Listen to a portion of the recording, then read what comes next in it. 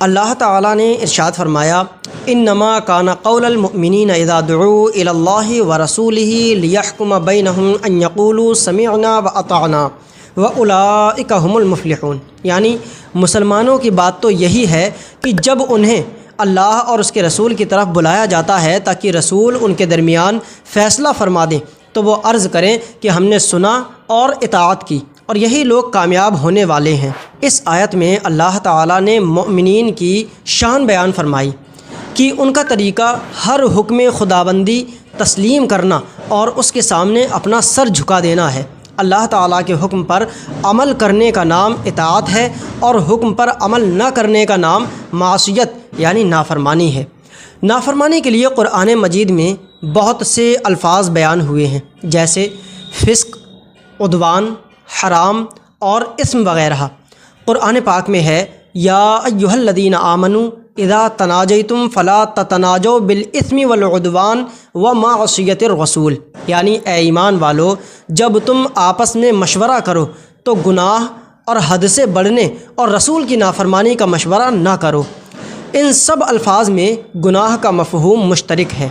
گناہ چھوٹا ہو یا بڑا، خفیہ ہو یا اعلانیہ، اس میں لذت ہو یا نہ ہو، بہر صورت گناہ تو گناہ ہی ہے، اور خدا کی طرف سے ہونے والی پکڑ کا ہمیں علم نہیں کہ کس گناہ پر گرفت فرما دے۔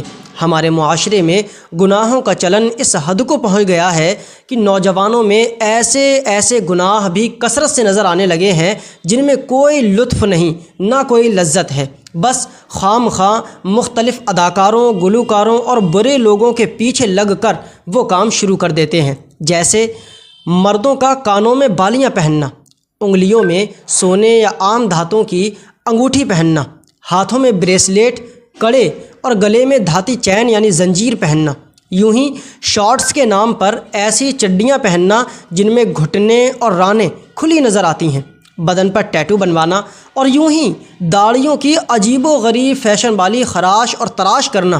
یہ عجیب بے لذت گناہ ہیں کہ اپنے خیالوں میں خود کو کچھ منفرد سمجھتے پھرنا ہے، اور حقیقت میں حاصل وصول کچھ بھی نہیں۔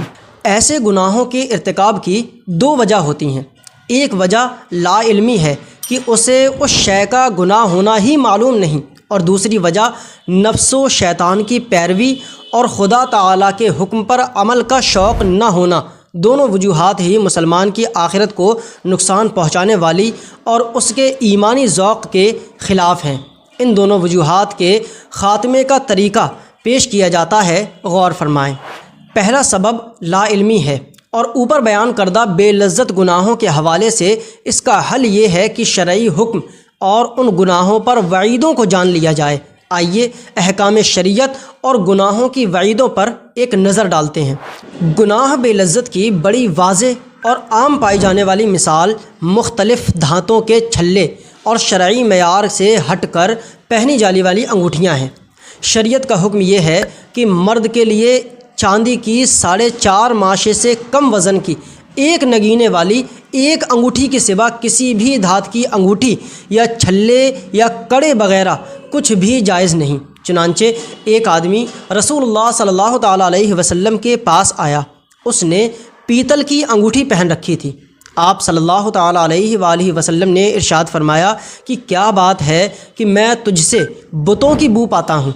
اس نے وہ انگوٹھی اتار دی، پھر دوبارہ آیا تو اس نے لوہے کی انگوٹھی پہن رکھی تھی۔ تو حضور اکرم صلی اللہ تعالیٰ علیہ وسلم نے فرمایا کہ کیا بات ہے کہ میں تجھ پر جہنمیوں کا زیور دیکھ رہا ہوں۔ اس نے وہ بھی انگوٹھی اتار دی اور عرض کی، یا رسول اللہ صلی اللہ تعالیٰ علیہ وآلہ وسلم، میں کس چیز کی انگوٹھی بنواؤں؟ تو نبی کریم صلی اللہ تعالیٰ علیہ وآلہ وسلم نے ارشاد فرمایا کہ چاندی کی انگوٹھی بنواؤ، اور ایک مثقال یعنی 4.5 ماشے پورے نہ کرنا۔ بہت سے نوجوان آج کل لوہے کے کڑے یا دیگر مختلف دھاتوں کے بریسلیٹ بھی پہنتے ہیں، یہ بھی ناجائز و گناہ ہے۔ نبی اکرم صلی اللہ تعالیٰ علیہ وآلہ وسلم نے مردوں کے کڑے پہننے پر سخت وعید بیان فرمائی ہے۔ چنانچہ نبی اکرم صلی اللہ تعالیٰ علیہ وسلم نے ایک آدمی کے ہاتھ میں پیتل کا کڑا دیکھا تو فرمایا کہ تجھ پر افسوس ہے، تو نے کیا کر دیا؟ اس نے عرض کیا، یا رسول اللہ صلی اللہ تعالیٰ علیہ وآلہ وسلم، یہ میں نے ایک بیماری کی وجہ سے پہنا ہے۔ تو اللہ کے رسول صلی اللہ تعالیٰ علیہ وسلم نے ارشاد فرمایا کہ اس سے تیری بیماری میں اضافہ ہی ہوگا، اس کڑے کو اتار دے، کیونکہ اگر تو اس حالت میں مر گیا تو کبھی بھی فلاح پانے والوں میں نہیں ہوگا۔ اللہ اکبر۔ تیسرا گناہ لڑکوں کا اپنے کانوں میں بالیاں لٹکانا ہے۔ یہ ناجائز و حرام ہے، کیونکہ بالیاں پہننا عورتوں کا کام ہے اور مردوں کو حکم ہے کہ وہ عورتوں کی مشابہت اختیار نہ کریں، اور جو مرد عورتوں سے مشابہت اختیار کرے اس پر لعنت ہے۔ چنانچہ رسول اللہ صلی اللہ تعالیٰ علیہ وسلم نے ان مردوں پر جو عورتوں سے مشابہت اختیار کرتے اور ان عورتوں پر جو مردوں سے مشابہت اختیار کرتی ہیں لعنت فرمائی ہے۔ چوتھا گناہ مردوں کا سونے چاندی کی زنجیریں پہننا ہے۔ یہ بھی مردوں پر حرام ہے، کیونکہ چاندی یا سونے کی چین پہننا عورتوں کے لیے جائز ہے، جبکہ مردوں کے لیے چاندی کی انگوٹھی مخصوص شرائط کے ساتھ ہی جائز ہے۔ اس کے سوا سونے اور چاندی کی کسی بھی قسم کی زینت مرد کو حلال نہیں۔